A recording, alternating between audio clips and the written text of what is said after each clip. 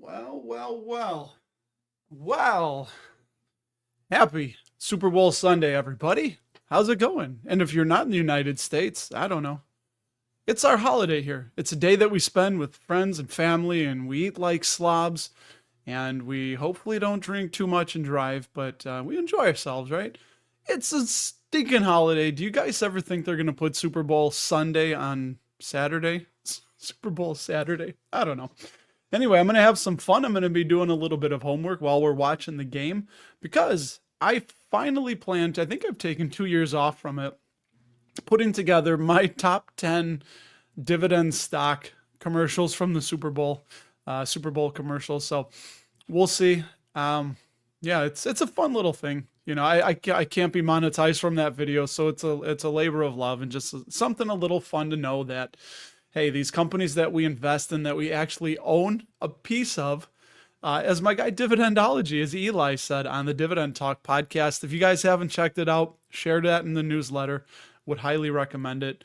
And yeah, hey Craig, there you are, man. I thought, I was gonna ask you on, but I figured you're busy. I mean, I know you're probably waiting. I'm guessing you're at your house in your Eagles swag, and I hope they win, dude. Oh, yeah, you must have missed that, man. It is a Raiders jersey, but not really. It's it's a Brock Bowers jersey, dude. Brock Bowers is my guy. He helped me win back-to-back championships. Oh, my hair's a little mussed in the back. I just got in from my walk, so my garbage walk, right?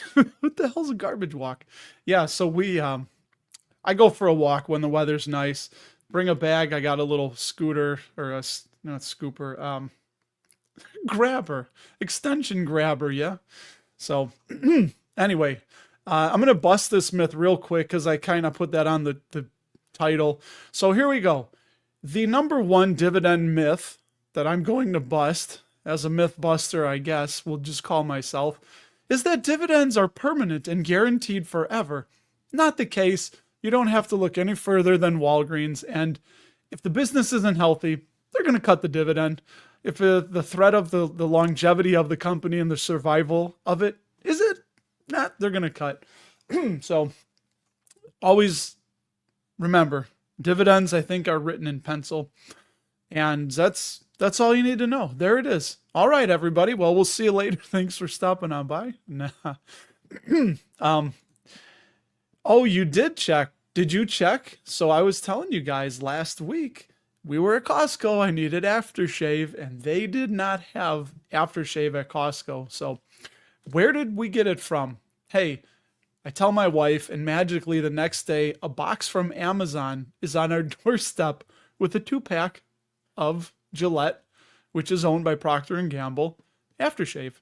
There you go, the cooling gel, the blue kind. So all right, I want to talk about this. Yeah, Chris, man, you're out to so you're in Philly. Hey, hopefully it's not too crazy there when they win, right? I don't want no more of this Chiefs stuff. If you're a Kansas City fan, hey, you know what? I'm sorry, but people get tired, just like the Patriots. When the Patriots are winning, it's like, okay, anybody but the Patriots. Let somebody else have a turn. So they didn't. Oh, thank you so very much for bringing my tea here. You didn't put any extra stuff in here, did you? You put the antioxidants. No, I meant like we didn't put whiskey or anything. Poison me or something. Yeah. Technically, when you do drink alcohol, you are poisoning yourself, so it's self-inflicted. All right, let's get to a couple of your. Yeah, good man. I love to hear it, and I'll be thinking of you. You'll be in my heart. Yeah. So, Forrest, I know you brought up Lunar a couple months ago. Man, let's take a peek at Lunar because I vaguely remember talking to you about this, and let's see.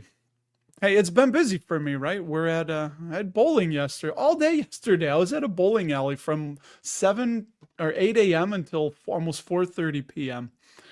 So that's what we do now. Oh, I'm gonna give you guys more real estate here. I need to make myself a little bit smaller. We're looking up Lunar. There's some dividend stock. You know what? We'll do the stock news and then Lunar. Steve, I saw you in the chat, man. Let's just get it. We'll get it through. I don't think it was crazy like last week. I know. I usually have this set up. Yeah, there was PepsiCo. That wasn't this week, was it? I don't remember where we were. The 9th? Yeah. So I think last week we left off on, I don't know. Anyway, we'll just start here with HealthPeak. So this is from simplysafedividends.com. They share news. You know, you want to look at this a little bit more in depth. You can see their valuation in the middle on the bottom there. Whatever. I'm going to go through these quick. You want to read their little blurb and look at what they got to share. But HealthPeak is a healthcare REIT. Raise that ticker DOC. Very clever. Hey, put in the chat, what's your favorite stock ticker? That one's clever, Doc. I'm partial to Papa John's, PZZA. I like that. So share with us your favorite, you know, existing or defunct stock ticker. But HealthPeak raised their dividend 1.7%. They reaffirmed the safety score of Alexandria. So my guy, Brian Bollinger over at Simply Safe, him and a couple people, they actually give these, they hand select the dividend scores. It's not an algorithm that does that. So when you see this reaffirmation, then that means they reviewed the company and are confident with their safety score. So that's just what that means. And yeah, Alexandria Life Sciences, right? Some of you guys are, I know, invested in Alexandria. So they say their tenant strength and strategic properties underpin strong dividend coverage amid headwinds. I don't know Alexandria's headwinds, if that's, I'm guessing the healthcare REITs in general. Archer Daniels Midland. I know there's, oh my God, we got a lot here. I'm just looking at the little bar on the side. I'm like, wow. All right, really quick, guys and gals, we're going to blow through this. So ADM raised their dividend 2%. PepsiCo, there you go. A little bit of a lower than normal increase, raised their dividend 5%. That's their 53rd straight year of payout growth. And I do think that they are, oh, I know, here we go. We're going to blow through it. And now for a long stock analysis of PepsiCo. I just want to look at their free cash flow payout ratio. Yeah, if you can see that, it's at 102% the last 12 months. No bueno.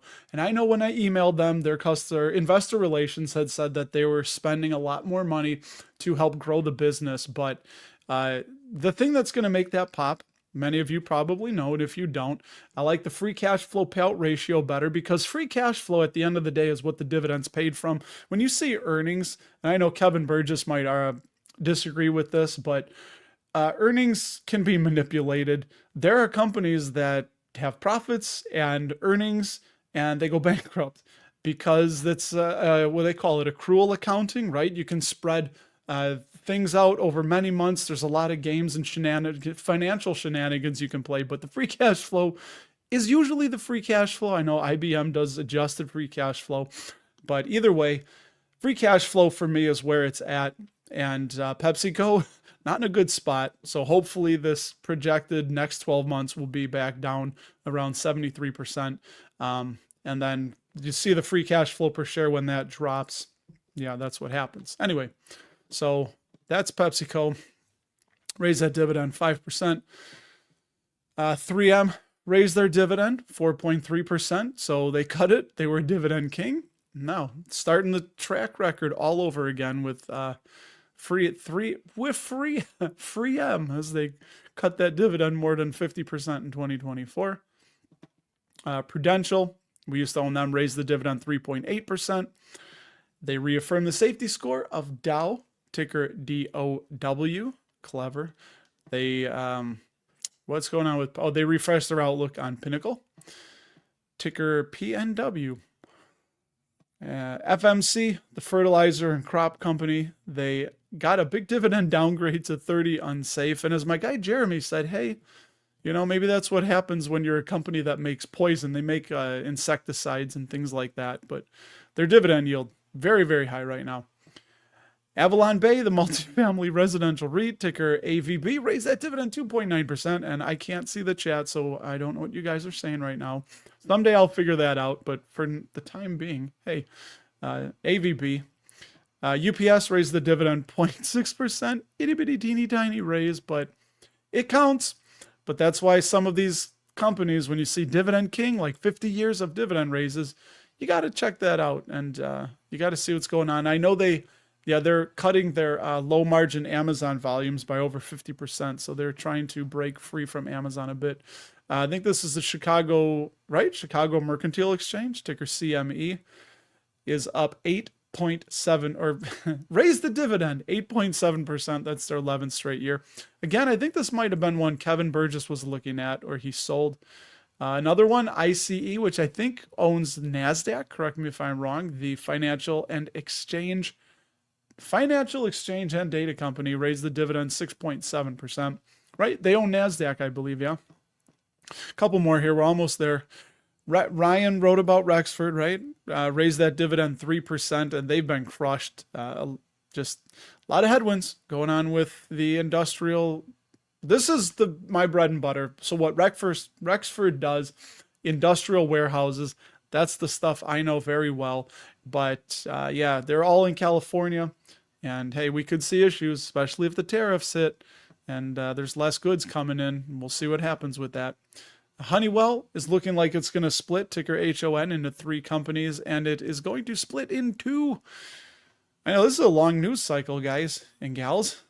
I think it was here. The industrial conglomerate will separate its automation and aerospace businesses while moving forward with the previously announced spinoff of its advanced materials division. So, yeah, their automation, Honeywell's automation is 50% of sales. The aerospace is 40% of sales. And then the smaller, let me get it down here, advanced materials unit is 10% of sales, and it specializes in sustainability focused specialty chemicals like refrigerants and healthcare packaging. So there you go. We don't have any specifics on the deals with that, but it's just one more company that is getting smaller, right? I think the days of the giant GE conglomerates that Jack Welch ran, right? Those are gone. I think it's gone. So maybe Berkshire will be one of the last few standing, you know. A couple, maybe 2 more here. Principal Financial raised the dividend 2.7%. And lastly, Skyworks got a dividend safety downgrade from 68 to 60, borderline safe, because as they say, their dividend coverage narrows with reduced Apple business. I didn't get a chance to read this one, so it looks like, because I don't want to leave you hanging here, their largest customer, Apple, is losing 20 to 25% of its share of Apple's iPhone business later this year. And Apple generates nearly 70% of Skyworks' total revenue. Wow. Okay, well, there you go. That's what you get. Almost single customer risk. Hey, it'd be like a business. If you own a business and you had one customer, like accounting for 70% of your revenue, what happens if that customer leaves? And then back to your comment there, Forrest Moto, about intuitive machines. Yeah, I mean, I know they don't pay dividend, and space, right? Lunar data network. Yeah, I don't know. Are they in with the? Yeah, see, free cash flow per share was really bad, and it's starting to improve. They've never been free cash flow per share positive. That's weird. Shares dropped a whole heck of a lot, and they're diluting a little bit more, but bad. It's just, I don't know, man. Good luck to you, and I hope, maybe in the future I'll say I wish I would have, but yeah, negative interest coverage ratio. I don't know, man. It looks like a speculative story stock to me, and I just don't know. I don't know enough about Lunar, but that's a great point, Steve. I know you're being a little bit funny, but that's true, because if a company in SCHD cuts the dividend, they're going to get booted from the index. And I think, Craig, we were talking, I think I'm going to be on, well, if Ryan's down for it, when SCHD has the reconstitution, we'll do the reconstitution day stuff. So, yeah, but that's a great point, man, because if that's one of the good things and benefits about owning an ETF or an index is you don't have to think about it. If Walgreens was in there, which I don't remember, cut the dividend, well, they're going to be removed. You don't have to worry about it. So, DG Weekly, what's up, man? Thoughts on Lam Research, ticker LRCX? I don't know terribly much about Lam Research. I think they do right? They're another semiconductor company. I know I talk a little quick, right? Let me just give you a little bit of info here on them. Lam Research, dividend safety score of 66, safe 1.12. Yeah, Infotech, chip materials and equipment. And I'm sure they're, yeah, A minus credit rating, so very good. Where they got 10 years of dividend growth. So yeah, dude, they grow that dividend super fast. And oh, they're going to go ex-dividend March 5th. There you go. So if you want to get the next dividend of 23 cents, make sure you own the shares by market open on March 5th. Because if you buy on the morning of March 5th, you're too late. You'll have to wait for the next dividend. But yeah, they look reasonably valued according to Simply Safe using the 5-year average dividend yield. And yeah, like a lot of these semi companies, right? Just really low free cash flow payout ratio. And let me just check on their debt because I'm sure it's, they're buying back shares. Sales dropped a little bit though in 2024. So, but in the LTM, the last 12 months, they jumped up. Yeah, really high. A lot of these are really good high margin companies. And I don't know the competitive advantages of all of them. And yeah, no net debt. So really strong company. I would need to know more about the future of Lam Research, and I've never dug into them. But on the surface, hey, they look good. But some stuff on the surface, there's not good things going underneath the skin. I'm not gonna drink that right now because I'll burn my mouth. I love it, man. I'm looking forward to you guys. All right, some of you guys with your. Hey, I feel for you, man. I grew up a Bears fan. I'm still here in Chicago. I don't want to do it. I'm still a Bears fan, Down 20% on Alexandria. Hey, California Outdoors. We have not talked before. Thank you for stopping by the channel. I did throw it in the little video. I threw it in the beginning of the last video when I said, so I've been buying a particular dividend stock. Dividend growth stock. However I said it. It's funny, people will tell me I have a Chicago accent, and then when I try to superfan it, for those of you that remember Saturday Night Live superfans, it's like I can't do it, I almost have to forget about it and talk like I normally do. But Michael Anthony, the bass player the old bass player, right? From Van Halen. Yeah. Little bit of inside baseball there. I remember there was a video I saw when they were playing live, and one of his things during the bass solo, he would drink a whole bottle of Jack Daniels. Come to find out, he's not superhuman, that apparently it was apple juice. I'm sure he had to, use the bathroom for a while after that. Might have sounded like a camel relieving itself, but I know that's not how camels work. I understand. But the point is, you can't always believe everything you see, right? Just like some high dividend yields. Anyway, Michael, sorry. The HLF earnings was 57 cents. That beat 31. They raised the outlook with insiders buying over $10.50 and lower, which notice a fund bought this past week. What's your take? I'm a little bit lost on that, man. Not gonna mince words, but I don't know HLF. What? Is that Robert Half? Oh, Herbalife. Oh, dude, it's a small cap. Yeah, there was issues with Herbalife.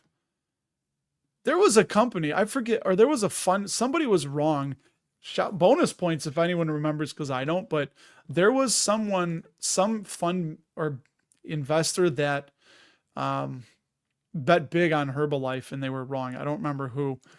Yeah, Adam, what's up, man? Thank you for all the kind words. I've had a really busy weekend, and I still got to get caught up on some comments from the last video and other things, but I was going to do it this morning, but for the first time in 2.5 years, I got hit with an ocular migraine. Has anyone ever had those? So weird. The first time I had one was in early 2022, and we were at my in-laws' house, and I started seeing a little something in my eye, in the right eye. And then it was like starting to take the field of vision. And I started hyperventilating. I thought I was having a stroke or something. And, my wife's had them. So I was all, hey, buddy. My cat's walking around. But anyway, it's like, that's it. Like Fred Sanford, like, I'm coming for you. I'm good. They're like, no, my mother-in-law, you're going to be fine. It's just, it's a ocular migraine. I was like, no, I'm having a stroke. I'm dying. I think I'm going to die. So, but, didn't die. Still here, right? Ray, you bought more Amazon this week? Yeah, I saw they tanked. They dropped a little bit. No apologies, Adam. Thoughts on A.O. Smith, right? Yeah, let's take a look at A.O. Smith. Oh, I saw this, Mr. J. So I haven't watched any, but I did see I found a list of all the scheduled Super Bowl commercials, and Booking is one of them. And I think they do pay a dividend, right? So I'll look that up.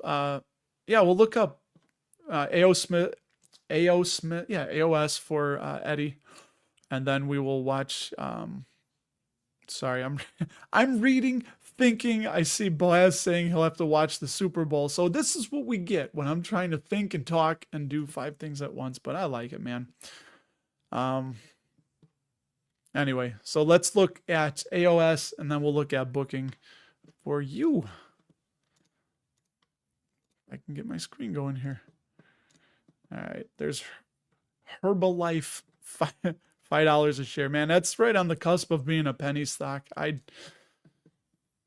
don't know. Health and wellness products, when were they founded? 1980. Yeah, see, they had a dividend that was really high, cut it. Margins have been compressing, negative sales growth. I know shares they're down to 101 million shares outstanding. That's not a lot. But yeah, flat sales. Look at, I know I don't want to get stuck on this, but this is something you can look at. 2014, they had $4.96 billion of revenue. Fast forward 10 years, they have $5 billion of revenue. So it's just been flat. And yeah, they have some good margins. Apparently they have no net debt, but low interest coverage rates. I don't know, man. It looks like a speculative play to me. But I think A.O. Smith is a decent company. Yeah, 99, very safe. Building products. I know they do, water heaters, boilers. Yeah, I've seen them around.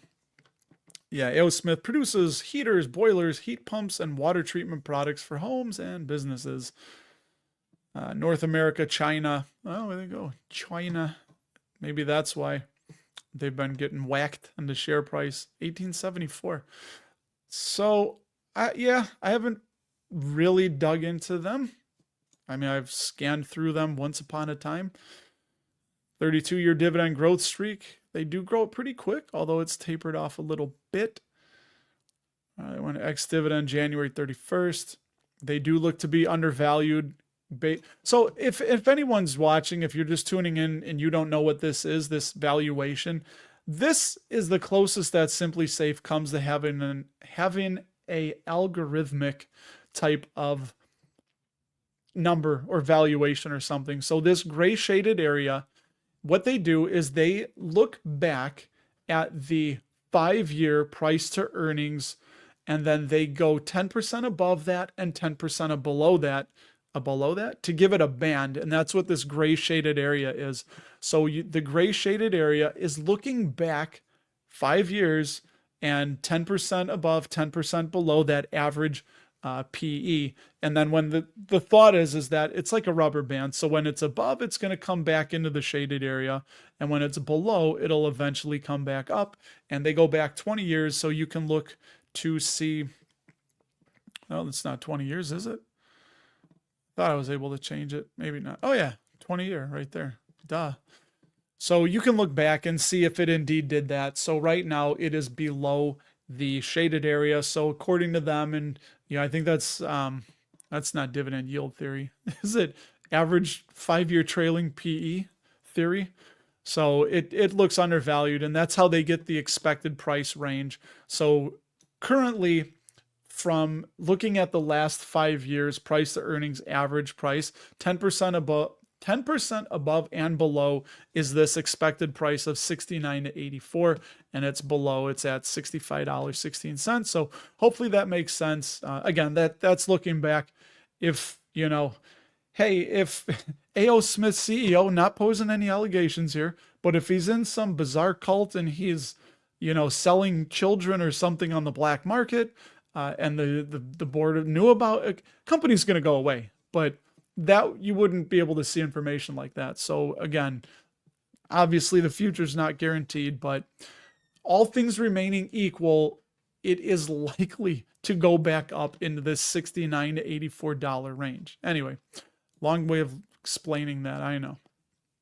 So, but that's interesting, man. Yeah, I'm looking for more companies like this. And again, I put it in the newsletter why I'm buying more Nike. But yeah, free cash flow payout ratio really low. So I know they're going to have really good numbers. When you get such a high safety score, you can almost kind of tell. Yeah, it looks like they had a little bit flat free cash flow per share. But yeah, I don't know. Maybe the tariffs they're weighing on it. The market's pricing that in. Sales growth was negative last year, down to 147 million shares outstanding, which is not a lot. And yeah, their sales have been flat for a couple years now. But, all things equal, yeah, just really, really high margins. You like to see that return on invested capital super high like that. I mean, over 15% is wonderful. So being in the mid 30s is just outstanding. And yeah, no net debt. I mean, and the interest coverage ratio, last thing I'll say about this, again, if you're new and you don't know interest coverage ratio, very important, because if you borrowed money and you had interest to pay back on that. So this is how much money do you have coming in? So, how many dollars of operating income does a company have? I think also EBIT, right? How many dollars of earnings before interest and taxes does a company have to pay every $1 on the debt, or cover every $1 of interest on the debt? Excuse me. Currently $106.99 to cover every $1 of interest. So they can easily do that and use that money that they have debt on for better stuff. But yeah, but this still shows no net debt. So just very solid, safe company, man. I mean, yeah, and apparently, look, I have them on a watch list too. I lost track of them. I'm gonna have to look at that. Yeah, good pick. I'm gonna have to think about that a little more and see if I can figure out why A.O. Smith has gotten whacked. And the last one was, what did you want? What did you want? Oh, Booking Holdings. That's right. BKNG. Booking Holdings. There we go. Hotel and cruise lines. Are they the captain guy? Do they own that? Who's the travel captain guy? Is he with Booking? But yeah, they look toward let me zoom in on that, toward the very high end of reasonably valued. And this one's a good learning lesson too for some of you watching, where you see this valuation, people will be like, dang, 4,887. They say, oh, $4,887 a share. Come on, guy, that's crazy. How are you going to pay almost $5,000 for a share of stock? Well, let me show you how. I can tell you. I haven't looked at this. Let's play a game, see how close Russ can get. But I'm going to guess that given that share price, they probably have somewhere in the vicinity of maybe 10 to 20 million shares outstanding. I would think somewhere around there. It's going to be a very low outstanding share count. So with that, we'll go to remember that 10 to 20 million. I'm sure paying $35 a share.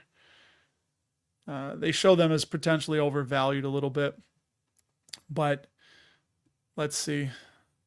Yeah, free cash flow payout rate. They just started paying a dividend. Just no problem. Their earnings per share, very financially healthy company. And where's the shares outstanding? Oh, I was off. 34.5 million. So, ladies and gentlemen, that's why you cannot always look at right? Because what's my earnings per share? So if they're earning right here, like look at that. They earned $178 per share, right? $178 times 34.5 million shares.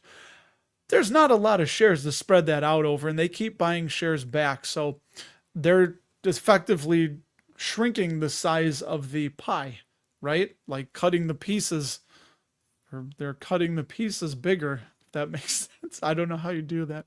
We're getting into metaphysics here, ladies and gentlemen. But anyway, so you can't just look and say, right? Here, we'll do a fun one after this. I think you know where I'm going to go with this, but yeah, just really good margins. Fantastic. I mean, very strong. Of course, the only negative was the pandemic. There you go. 2020, but that was a black swan event. And yeah, they can, oh, that's interesting. Their interest coverage is a little bit low. So like to see it a little bit higher, but the best one I can think of that will always illustrate this is the Berkshire A shares, currently sitting at, if you can see this, $708,902.74. See, if it was 73 cents, maybe I'll buy a share, but I ain't gonna pay that 74 cent right there. That's crazy. But yeah, so people right there, it's like, what? $708,000 a share? Well, let me show you why. That would be because they have, and I think they've never ever, they have 1,440,000 shares outstanding to spread, I guess $28,800 of earnings per share. So there you go. Times that, you get the $708 million. So that's why, can we buy fractionals of the A shares? I don't know if they do that. I know they allow the B, but which the B is, let me see how many shares of that are outstanding. BRB. Be right back.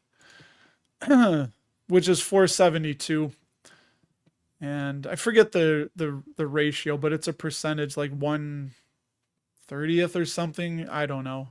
I don't remember what it is, but yeah, 1.44 million shares outstanding as well. So anyway, correct me if I'm wrong on that. But Ray, what sounds awful? I didn't hear that.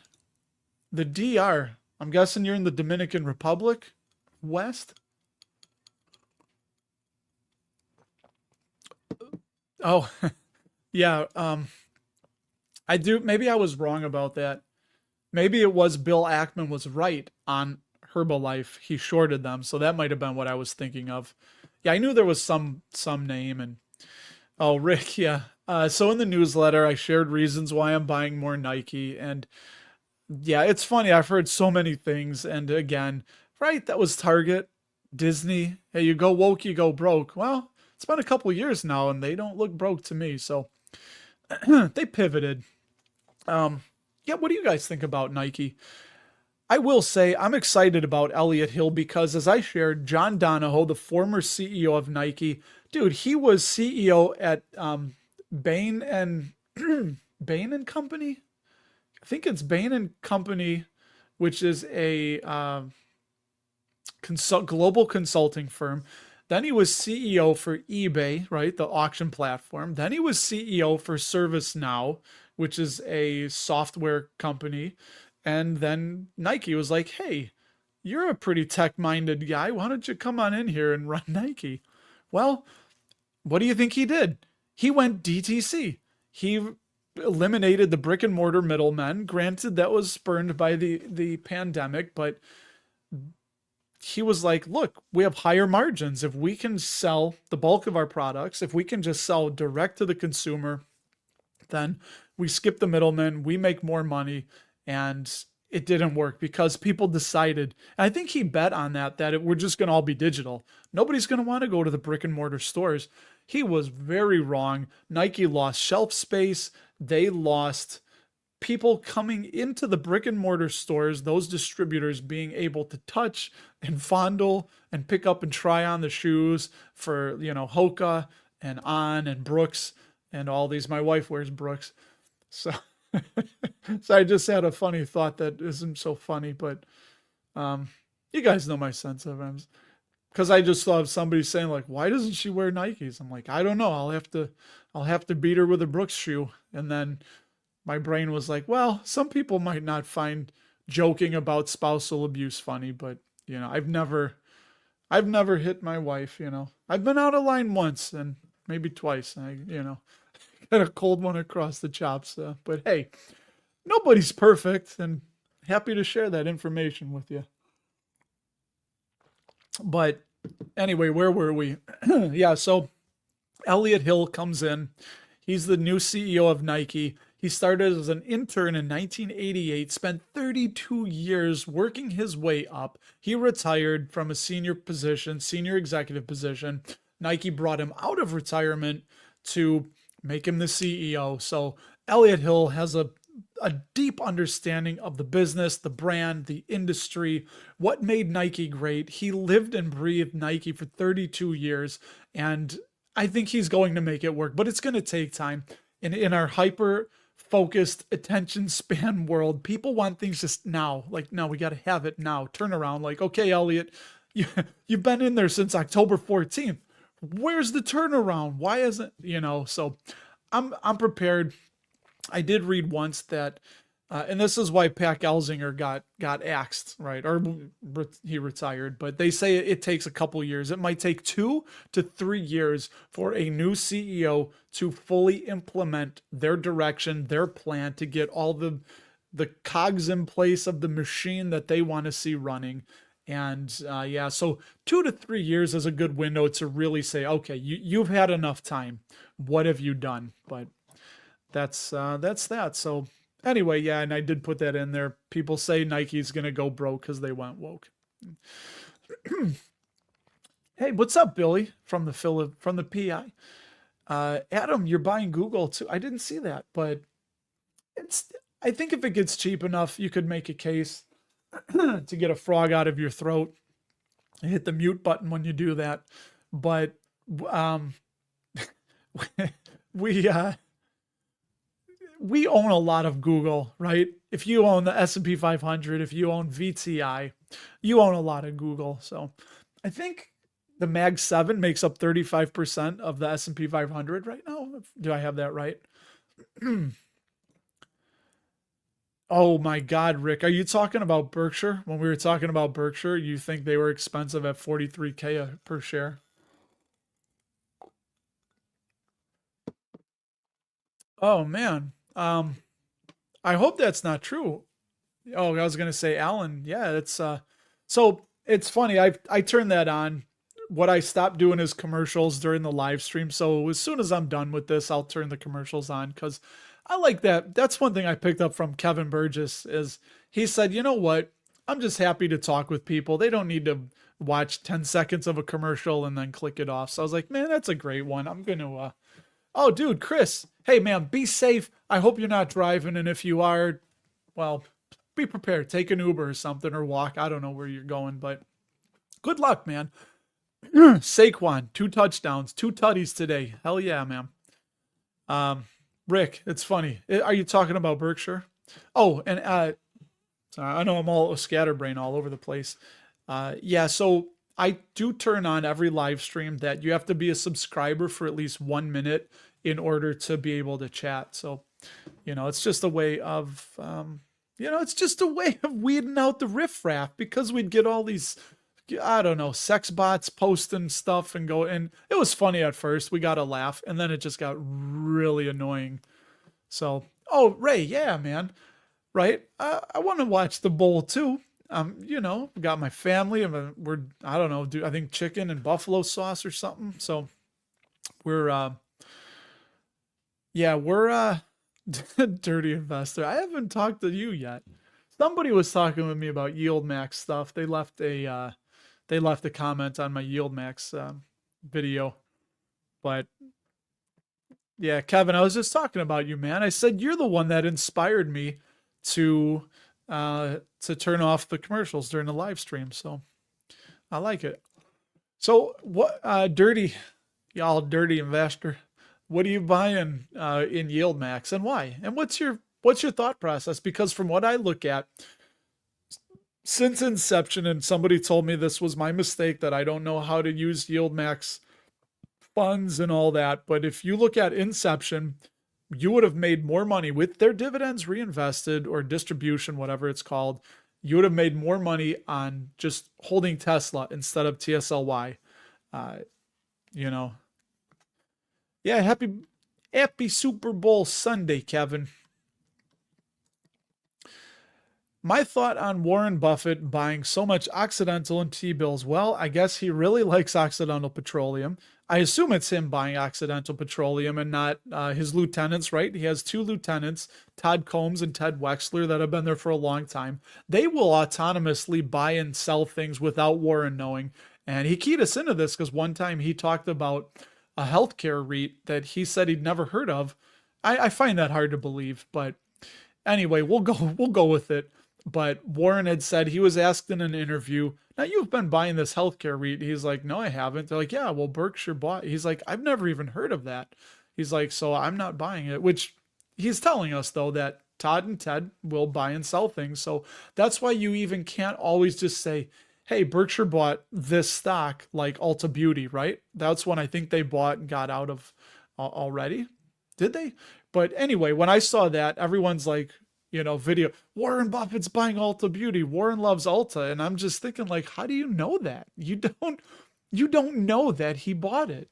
It could have been Todd Combs buying it, right? Not related to Ray Combs. Wasn't Ray Combs on the Price is Right guy? Or Will? Yeah.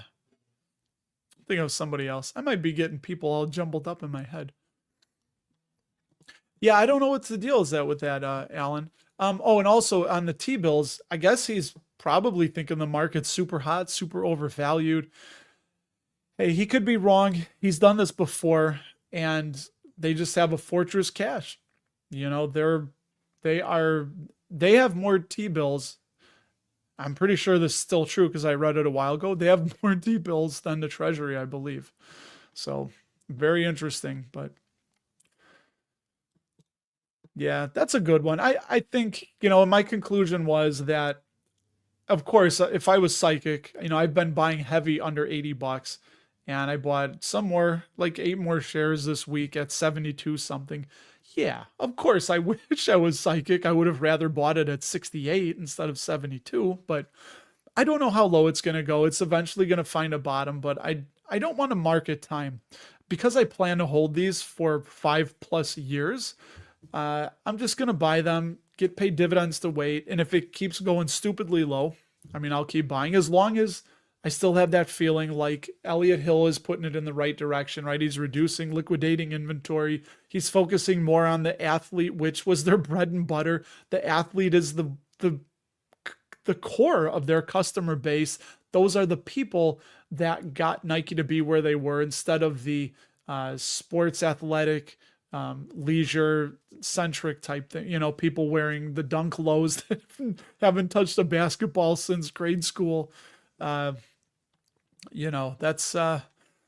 but hey, there's a time and a place for all the soccer moms and volleyball moms and bowling moms that I see wearing the dunk lows. They look nice, they're sharp, but it's just not.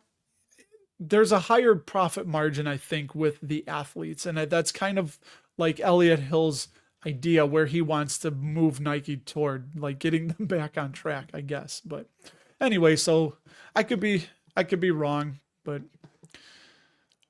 into VG, newly IPO'd. Ray, I've never even heard. Let me just really quick. What is VG? So VG is Venture Global. Hey, shout out if anybody ever shopped at Venture, but they engage in the commissioning, constructing, and developing of natural gas liquefaction and export projects near the Gulf of Mexico. What's the Gulf of Mexico? Isn't that the Gulf of America now? The company sells liquefied natural gas. So, interesting. I don't know anything about them, but LNG, I think is going to be a good place to go. They've been diluting shareholders a little bit, but yeah, this is a really, really new one, man. Yeah, I don't know.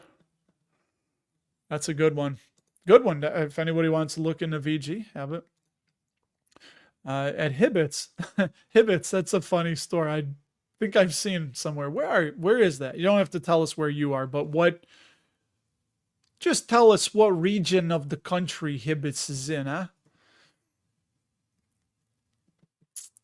like if you're in the garage or you're in the front room or you're in the kitchen, where is it? You don't have to give us the exact chair and table you're sitting at, but you know, it's just different locations. If you're upstairs, right, in your front room, or if you're down in the garage. Yes, sometimes you got to have a garage key to get in the garage. If you were reading out, no, come on, Adam. We eventually got to talk, man. That it's funny. I was just thinking about this in the almost now 5 freaking years that I've done this channel. I feel like it's been less because the first couple were just throwaway out there. I just was directionless, wandering around, just throwing stuff at the wall, and I didn't really understand how to do this. Why? Because I'm a welder. I'm a service technician. I'm an installer. I've been working out of a work truck for 26 years. So I had to learn some things, right? But I don't know where I was going with that. Probably somewhere good. At the end of that long thought, I had a very, very good point, and it was very wise and educated. So there you go. All right, Dirty, you're buying the Coinbase, NVIDIA, MicroStrategy, YieldMax funds, loves the dividends. How do you feel? I want to ask you, because I think YieldMax has like over a 1% or 1%-ish expense ratio on most of those funds. But I do know that you are also getting a return of capital, right? Not return on capital, but a return of capital. So they're just giving you some of your own money back to make those shares, or to make that dividend high, to keep it perpetually high. But when they give you some of your money back, then that erodes the net asset value, I think, right? So the net asset value comes down, which is why it's harder for those to grow. But having never owned one, do they tell you what portion is a dividend from the derivatives they sell, and then what portion is a return of capital? Because I think they have to, right? Because the return of capital portion, I don't think you're taxed on that, because you're essentially getting your own money back. So that can also help to lower some of your taxes, I think, if you know what portion is a return of capital. So I'd like to know that. But and it's for those reasons, Adam. And as like this one viewer commenter told me, said, I don't understand YieldMax. He's like, you never buy at inception, and you have to know exactly when to buy and sell. I'm thinking like, okay, so it's just, he says he got 100% of his money back already. I'm like, okay, but I guess hey, you know what? I'm just 300 billion in T-bills. Yeah, that's crazy, man. I don't know what he's going to do with all of it, but well, I do know. If there's a market crash or correction, with I think they've outlawed those. I think we've done away with those. I don't think they do them anyway. Oh, what's up, man? Hey, I think I owe you a voicemail, or you owe me one or something. I don't know. I forget. I'm so busy. Oh, that's what I was saying. In all the years I've been doing this, there's so many people that I've talked to over the last 5 years. And, it's not to be rude, but like Kelly, I just talked with Kelly Green from Malden Economics. I may never speak with her again. I texted her a little, but it's just, we're all so busy in our lives, that, put it this way, if I were to try and text and keep up with everybody every day, I would never have time to get anything done. Good one, man. Snap-on had a little pullback. Nice entry point. And a loud slurp for you, sir. Let me just see the price. And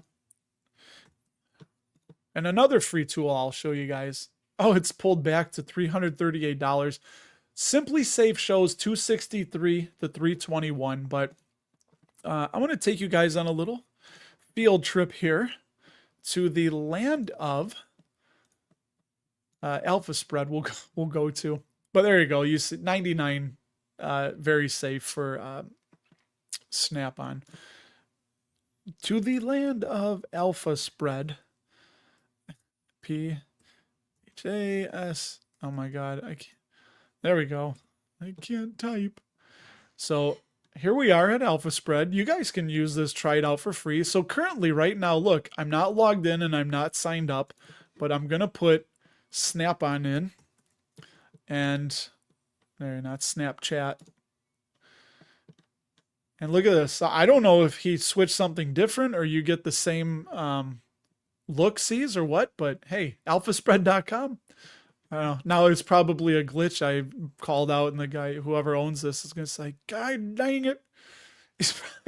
Why is he a Southerner? I don't know. He's probably from Switzerland or something. Anyway, so they show an intrinsic value, and they get this of combining the discounted cash flow value and the relative value compared to other stocks it's in its peer group. They combine those two together and give you this intrinsic value right here. So they show in a base case that it's overvalued by 22%. So they say it has an intrinsic value of $264.03. The worst case, I think they figure a 10% or 5% 5-year growth rate or something like that, negative $210. So if you wanted a worst case margin of safety, you would want to buy right around 210 or less. And then the best case, they say 347, but that's like 10% per year growth for the next 5 years or something. But anyway, so yeah, I don't know. I guess all things equal, probably 250 or so is a good. But remember, last thing I'll say about this intrinsic value is this is just there's no 0.03. It's a range because nobody knows the future. Nobody knows what's going to happen.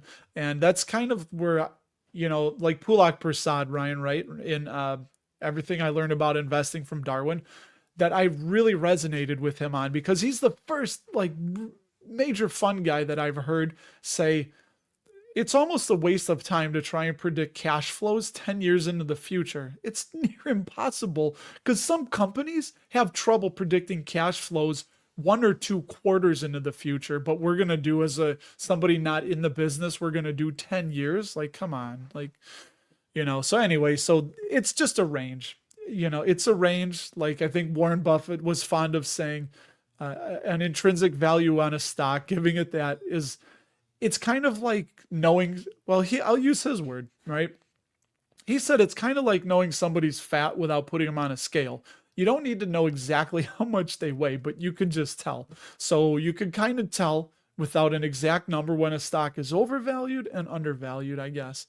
I may have butchered that, but it's crazy like that. I can't say that anymore. I felt funny saying that, right? That's our society now.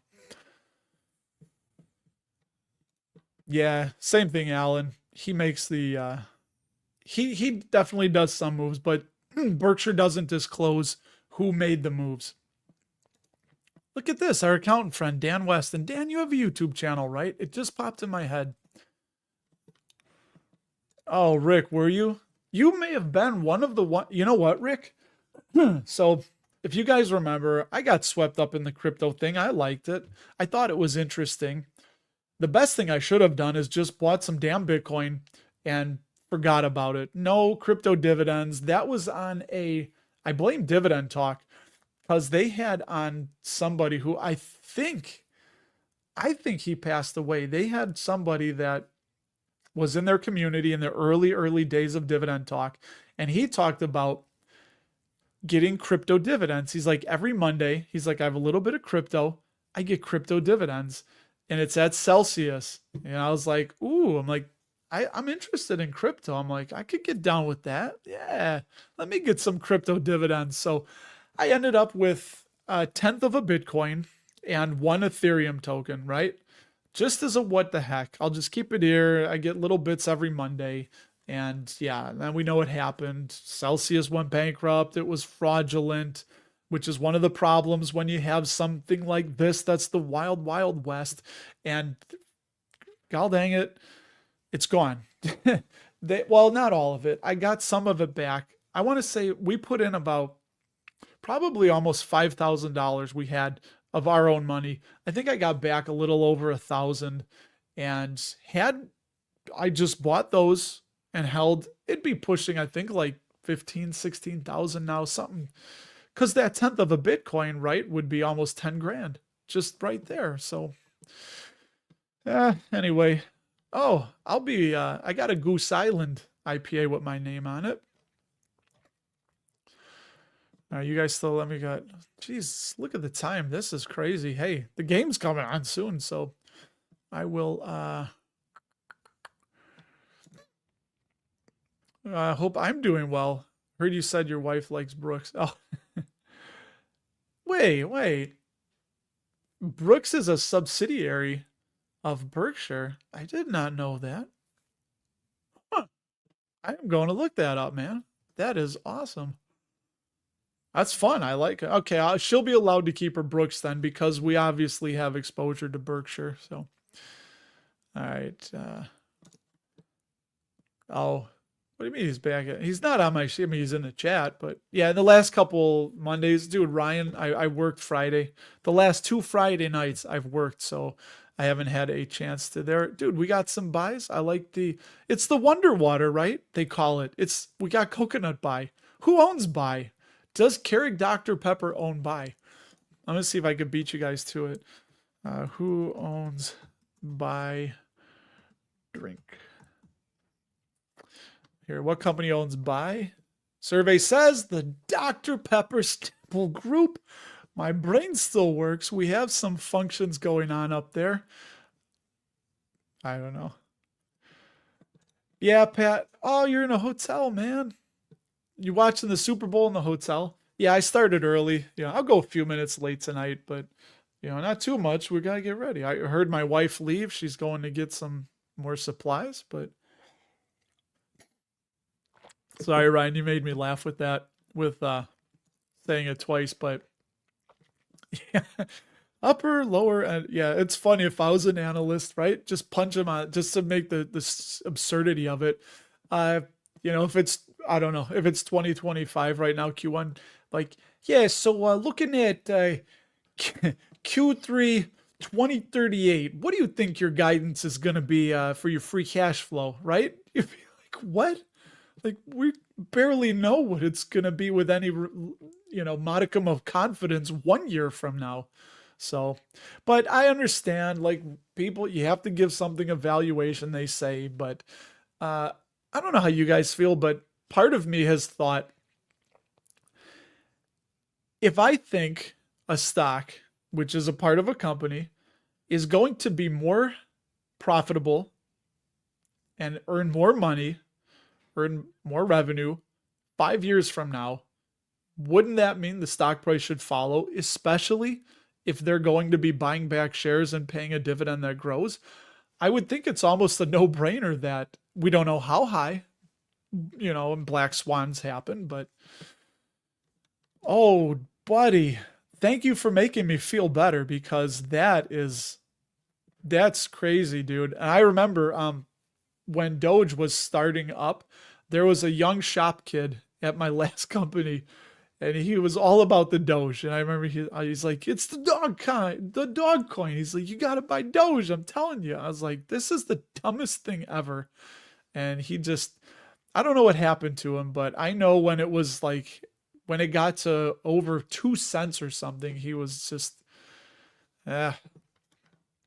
oh, dude. Yeah. So I was doing that and, Zookeeper, right? It was like a fun little game but then I was just like, this could go away tomorrow. And I think I even said where if I woke up tomorrow and this stuff was $1 million or it just was gone, it didn't exist, I wouldn't be surprised. But if I woke up tomorrow and PepsiCo was gone, that would send shockwaves through the investing world, right? But do you think Dr. Pepper is a good company? Yeah, we'll look at that, man. We'll look at that real quick. Ryan going all in on YieldMax. Dude, that is what was my thought going to be on that, on YieldMax? Oh, the video I just did. I think I pushed the line of clickbait because it essentially was saying that I'm buying more VTI, which is the total investable US stock market, but on the thumbnail and title, I called it a dividend growth stock, right? So it's stretching it, but hey, it has an 8% 20-year CAGR for just buying the entire haystack. I think that's pretty damn good. But yeah, You know what? I thought about not doing it, but I was like, to hell with it. I'm not lying. It's not right. It's technically a fund, right, or an ETF, but yeah, I was like, you know what, man? Funny enough, it's a dividend stock. Call it that. Yeah, that sucks, man. But we all have those. Even if it's not even just, we have all those investments that we could have bought. Williams Sonoma, I just saw you guys talking about. Dude, I wanted to buy that under, what was it, Ryan? I think it was getting close to 100, or was it 200? Either way, whatever I had this arbitrary number. We'll say it was at whatever, like 125 or 210. And I'm like, well, if it gets to 200 and under, I'll start buying. And it never got there, and then it went just nuts. Uh yeah, that's fine. I'll look at Keurig Dr Pepper for you, and then we'll hop off because I'm gonna get set up here. Oh, by the way, everybody, if you are a cord cutter like me, the last few years I've gotten out the antenna. I still have an antenna. I'd hook it up to the TV to get the Super Bowl. And my wife's like, "You're a cheap ass," because I'm like in the window, like trying to string it up and turn it just right to get the.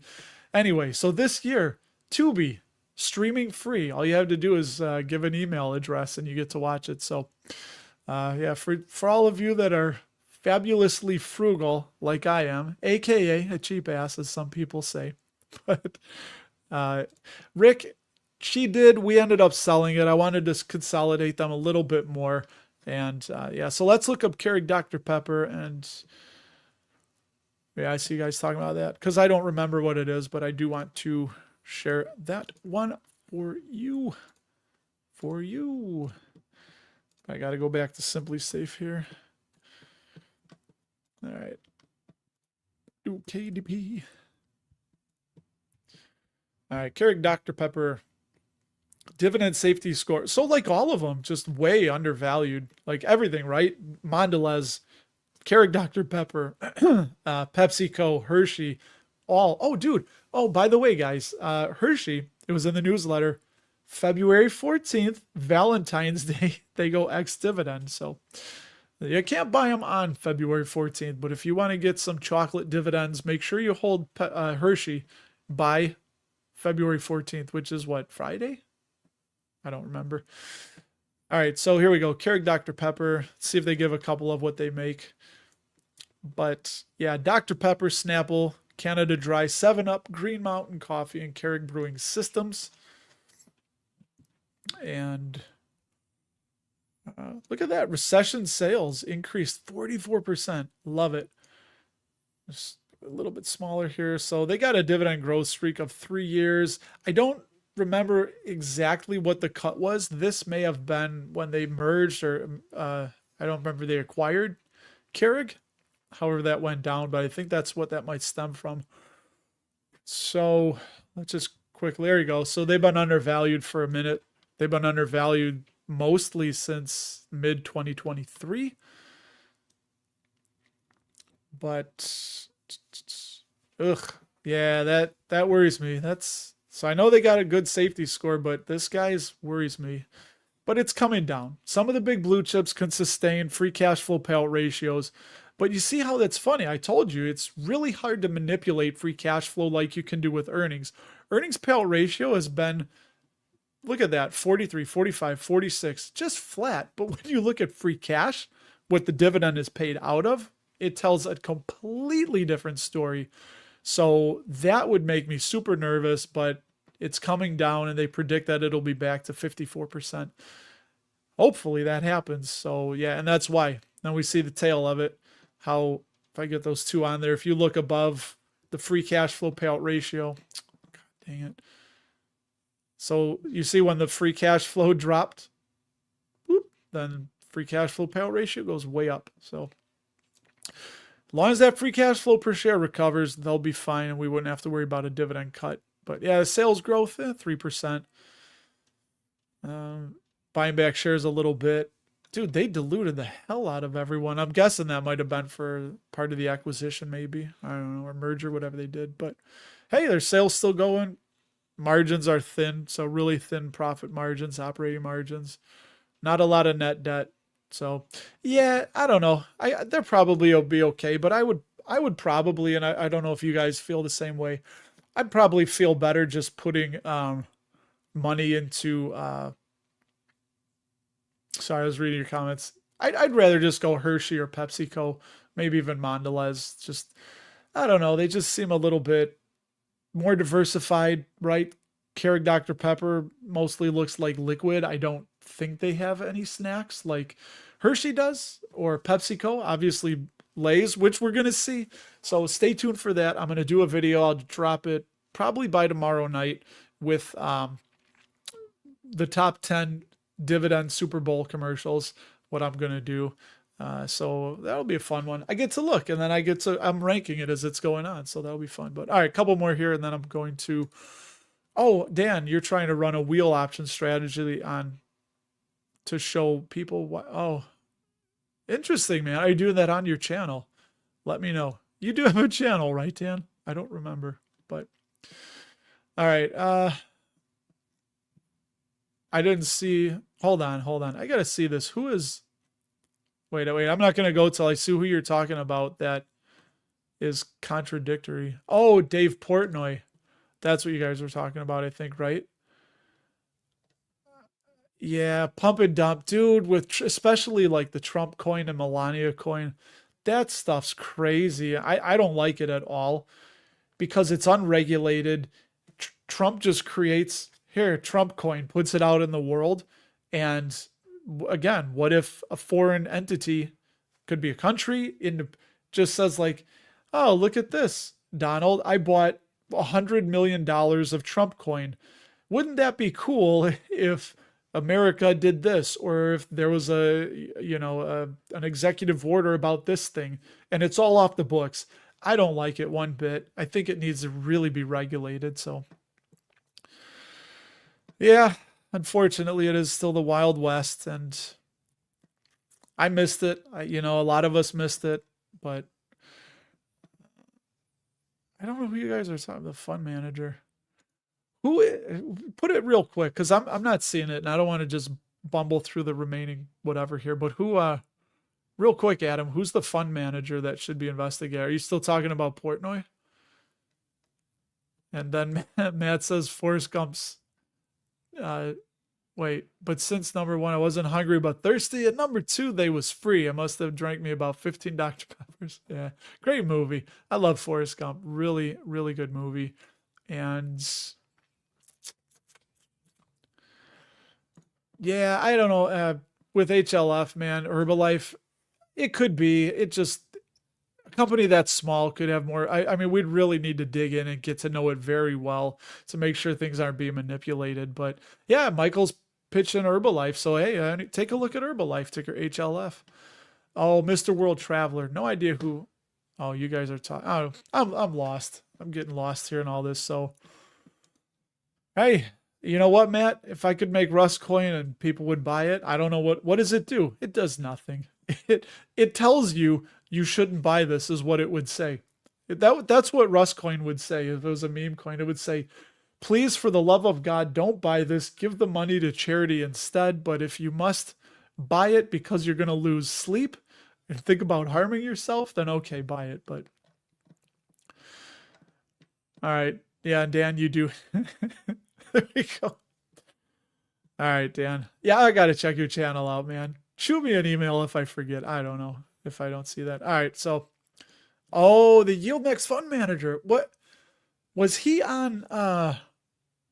No, he wasn't on Jeremy. So that's Tidewater. Tidal? No, Tidal. Tidewater. Tidal, I think, operates, or I forget what their relationship is with YieldMax, but Ryan, I'm probably going to hopefully buy more Nike and just more VTI. If you guys watch the video, I'm spoiling it here, but I want 85% funds. So ETFs, funds, and then 15% combined individual stocks. And I really don't want more than 15 individual holdings. But yeah, sorry, Ryan, reading that. Yeah, so Dividend Armchair channel. I think I'm getting the channel name wrong. I don't remember Dividend Armchair, but I don't know, man. We'll talk. So, Armchair income. I've never heard of that. Just shows you how big the world of YouTube is. So, all right. Well, for all of you that stuck around, we're in overtime, right? Hopefully the game doesn't go to overtime today, but I don't know. Anyway, so yeah, Ryan, we were talking about you. We'll set it up, but Craig thought it'd be a cool thing if you, him, and I got together for the SCHD reconstitution. So, Matt, yeah, do well, that's I don't know. Ryan, I think I love you, buddy, but I'm going to probably say this is not better than the Super Bowl. So, and Matt, I don't know why you didn't. So, you know what I'll do? I'll just hold on, guys. Matt, don't go anywhere. Let me see if I could do this. If I can open it up and then just put a link in the chat here. I wonder if, hold on. I know, riveting stuff, right? I wonder if this will work. Here, I think this might work, Dan. I think if I put this link here, I think you can click this link or copy it, or I don't know, I'll put it in the show notes, but it should go right to, oh, you know what you could do? You could go to dapperdividends.com and try and sign up again, but also under newsletter, I think if you click that, it should automatically go there. So you can click that and it will, but yeah, anyway, so try that. If not, email me, russ@dapperdividends.com, and I'll send it to you, or I'll look again to see how I do that. And easy, man, I'm going to end this. I'm not a Raiders fan. I know it looks like it, but just for the people that were late, it's a Brock Bowers jersey shirt because my man helped me win my second back-to-back dynasty championship. So I've got him his whole career, and it's an investment I made in him. So I'm proud to wear that. Plus, I love Vegas. We're going there. Ryan lives in Vegas. My kids love Vegas. We're going back for the When We Were Young festival in October. Bowers plays on the Raiders. He wears 89, which is Mike Ditka. That's the coach. He wears the coach's number 89. He broke one of Ditka's records. So it's just a player I've really, and he's a rookie. So anyway, oh yeah, dude, Adam lives in Vegas as well. So we'll see. Anyway, I'm just going to blather on. Nobody cares about this anymore, but yeah, everyone, dude, I thank all you guys, hanging out, shenanigans we got going on here. So, all right, now I got set up what I want to put on. So yeah, enjoy the Super Bowl. Look for the my top 10 dividend Super Bowl commercials that I'll have coming out. And dude, thanks everyone for hanging out. I love it. So enjoy the game. Be safe out there, and I will talk to all of you later.